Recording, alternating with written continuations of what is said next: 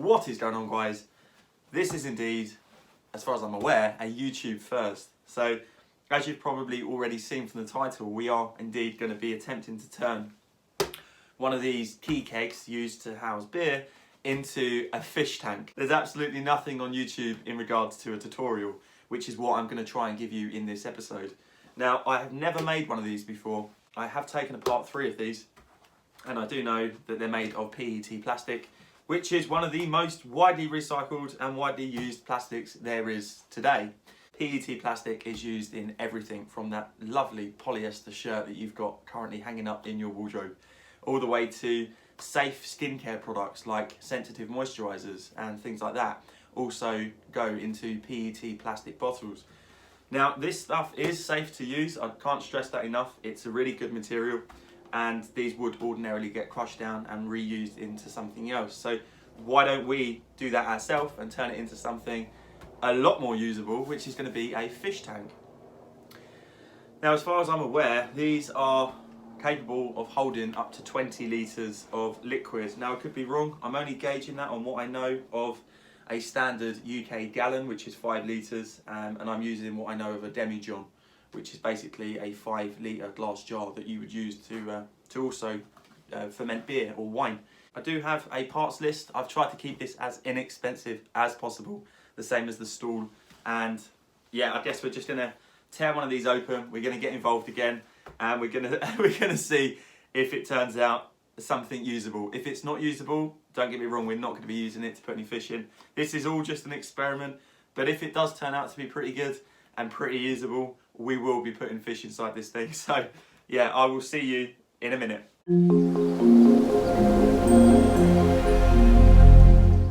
What have we got for parts? Well, the first thing I've got is a bag of shells that I picked up from a local independent garden centre. They cost me 50p. We've also got a spirit level, which I will explain why we have that when we get there. We've got some of this stuff, which is sticky back Velcro. So we've got the hook side and we've got the loop side, and then obviously when they come together, it creates that lovely Velcro sound that you all know and love. We're going to be using this to hopefully fix down what will be the finished fish tank to the base, and it will basically hold itself under friction. Well, that's the theory. I've also bought one of these things, which was inside the box. It's a fish tank pump, or pump with LED lights. It's all singing, all dancing. That cost me £10. It wasn't the cheapest one online, but it had good reviews, and it obviously has the lights. We also have 2 pairs of scissors. Now, I can't remember what ones were the sharper ones. You only need 1 pair. And we've also got a permanent marker. That is it. Now, I'm hoping that is going to be enough to turn this thing into something amazing. I also got a bag of stones from that very same garden centre that I mentioned. It was a 1 kilo bag of basically pea shingle, which I've been washing off in the back garden because it wasn't the cleanest of pea shingle, shall we say. So I wanted to make sure that it was all cleaned down and ready to use, basically. That cost me £1. £10 for the pump, 50p for the shells, £1 for the pea shingle, and £2 for the sticky back Velcro. So far, we are at a total cost of £13.50, really? There we go. I already had the spirit level, I already had the scissors. Everyone's got a marker, surely. And that means the total price of this build is going to be £13.50 for a tank that can hold 20 litres of water that comes with its own stand. Okay, so the first thing we're going to do is dismantle one of these because we don't want the external plastic. It doesn't have a bottom. I'll explain why we're going to use the inside bottle rather than use the outside bottle when we get there. But the first thing we're going to do is unscrew the top and pull out the bottom insert, or in the other order, because you need to stand on this thing in order to pull this out.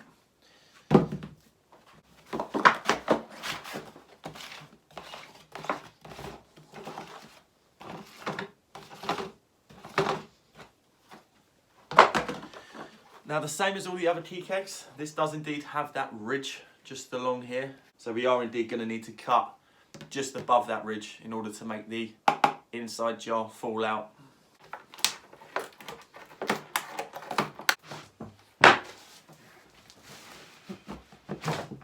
There we go, guys. So this is the top piece. We're not going to be using that for this project. Instead, we're going to be using that as another cloche for the plants on the allotment plot. This is the part that we wanted that actually houses the bag with the beer.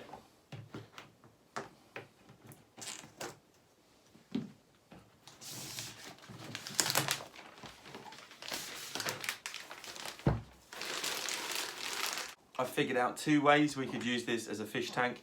One is almost guaranteed to leak, and the other one is pretty much bulletproof in that respect. So I'll explain the two ways, and I'll explain why I'm choosing to do this the second way. Now, this was the top piece. If you guys remember, this is the piece that actually unscrewed from the top. It's also the piece that's the most durable, as this was used to carry around the Key-keg when it was full of beer. This piece, which is the not so durable piece, if you've seen the previous videos, you'll see me actually cut out the spokes of this with a pair of blunt scissors. So what would ordinarily be the top is now going to be the bottom.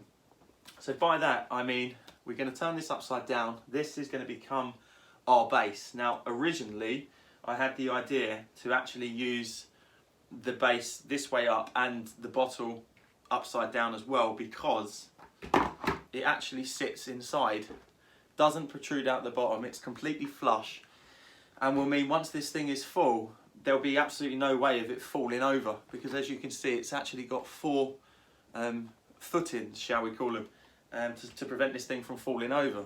Unfortunately, due to the fact it has a bag inside it that needs to come out, the bag is a sealed part of the top. Now there are videos online about how to dismantle these to use them for beer again, and they have even said that the seal between the bag and the bottle is not waterproof, which I had guessed anyway.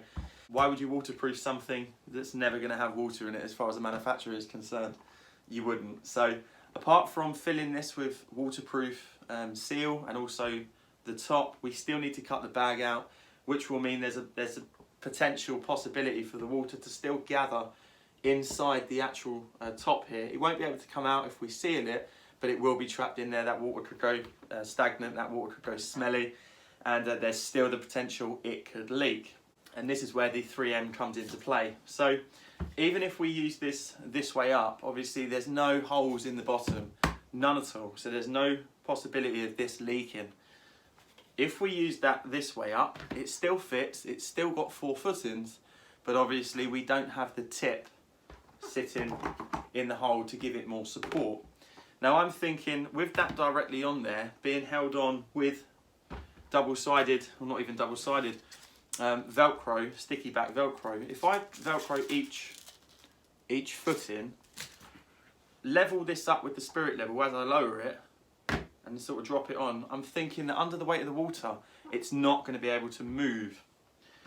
Now if that fails, I do have some extra strong glue, adhesive glue, that will work, but I figured that glue cost me £16 for a 20ml bottle, so this is £2 a roll. We're going to need 8 strips in total, so it's going to be really inexpensive if it works.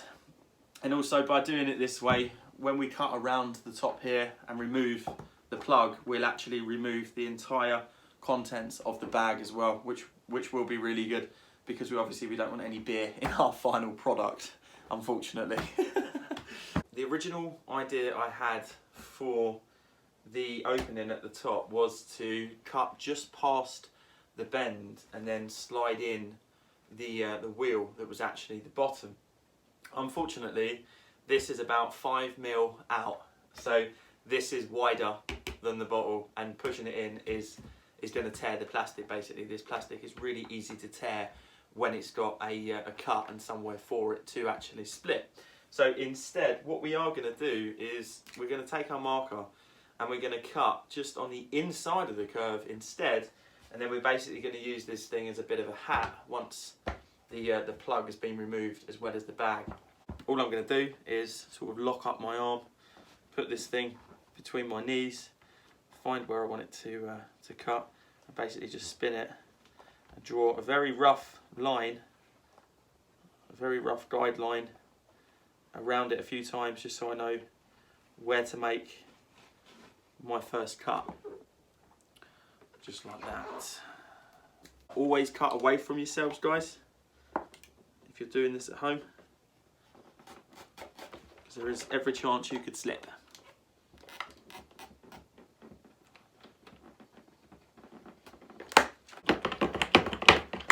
So we're getting to about there.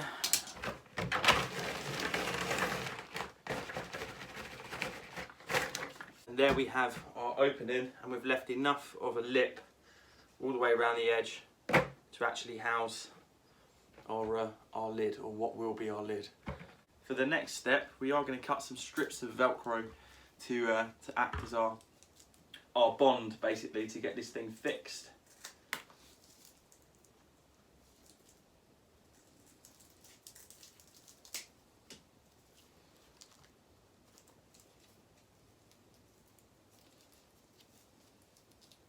And if it doesn't work, we do have a backup plan of the ultra strong rubber glue. So 4 strips of each, 8 in total. And quite simply, we're just going to peel one side off. It doesn't matter which side that goes down. We will just peel this off and see if it sticks. Now I'm going to do it slightly off center, because there's more surface area on the actual edge than there is in between each triangle.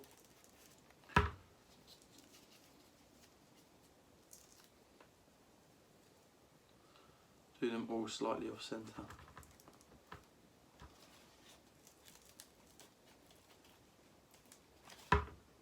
Now I'm just going to screw this top piece onto an old bottle that's currently being used as a cloche, just so that now I know that's going to be level, which we will check with the spirit level.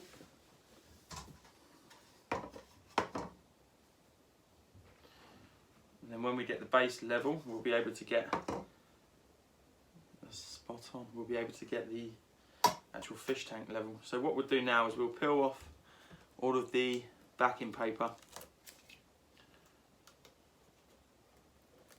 There's probably, 100 ways you could fix the fish tank to the base, but this is just the way I've decided to do it, which I think might work.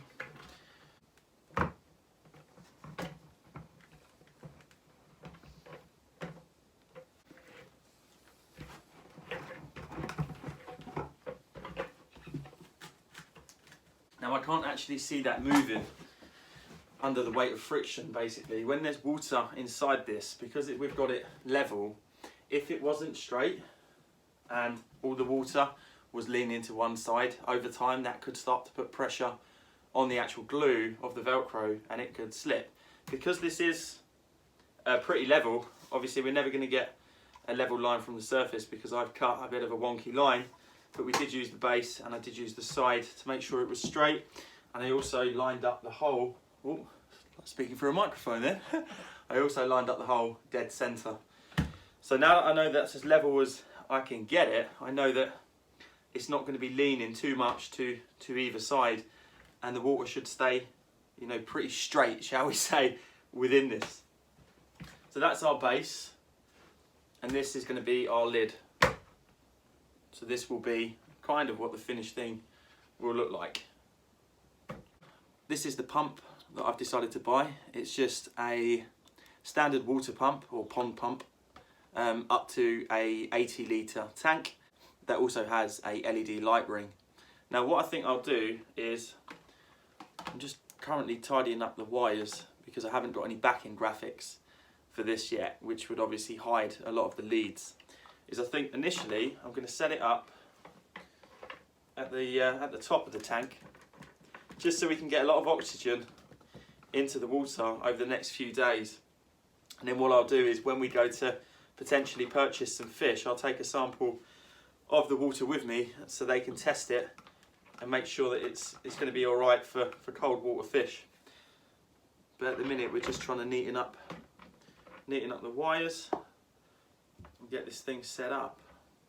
Now I might need to make a slight cut in the lid to actually house the wire. That's not going to be too much of a problem. But we're getting there, guys. I think all that's left to do is add the stones, fill this thing up, and actually make sure, one, the pump works, because you need to test it in the final volume of water to make sure it's going to actually pump, and also we'll see if this thing will support its own weight under the friction of the Velcro. And then we must think of a way to actually secure this lid so the cats don't actually knock it off.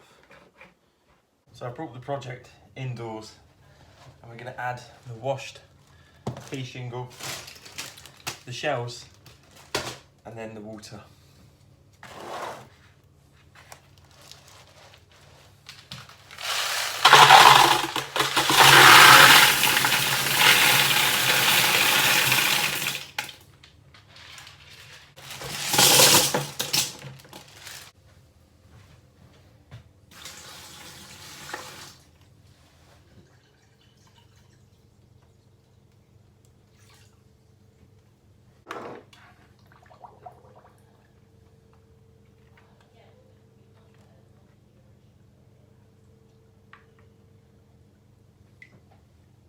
What do you think?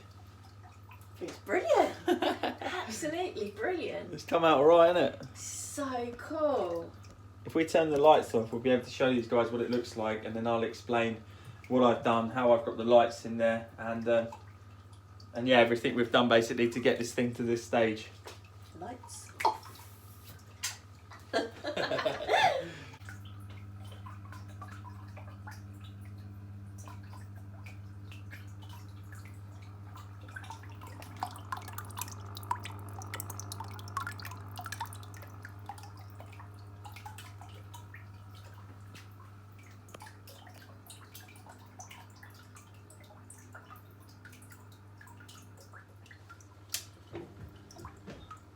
Okay, so I think I mentioned that I was going to fill this up and then let it settle. If I didn't, that's exactly what I done. I filled this thing up all the way to the top, and then I decided to let it settle before I actually put the filter on. And as you can see, it's holding itself together quite well. I was initially worried it was going to slip off the kind of pedestal stand that we've put together here. So what I've done is I just put a little dab of glue between each of the 4 spokes at the bottom, or 4 footings, if you remember that. And as for the light that came with it, it's just an LED sort of disc light, and it does change colours. That was originally inside the tank, but it wasn't filling the whole tank with light. So what I've done, if I just bring you in here, is I just roughly cut out the top of the wheel, just so that sits quite nicely in there, and that does indeed give us enough light throughout the whole tank, quite evenly distributed light. So yeah, I guess what we're going to do now is we're going to leave this thing overnight. We're going to check it for leaks. We're going to leave the pump on to make sure that's going to do the job, and then providing all goes well, we will take a water sample from this. We'll go to our local aquarium and we'll hopefully get some fish. If you like this video, please subscribe, and that's not the end. Hopefully we're going to get them fish before the end of this video, so I'll be able to show you that. But as far as the lid goes, it's just at the moment been placed on the top. I might actually screw that down because it's not going to cause a leak if I pop a screw in the very top. So through the actual wheel and then into the actual tank itself. So yeah, thank you very much for watching. If you've enjoyed this series of videos, please make sure to share them so other people can learn from them if you've learned anything at all. So yeah, thank you very much for watching, and I will see you in the next video.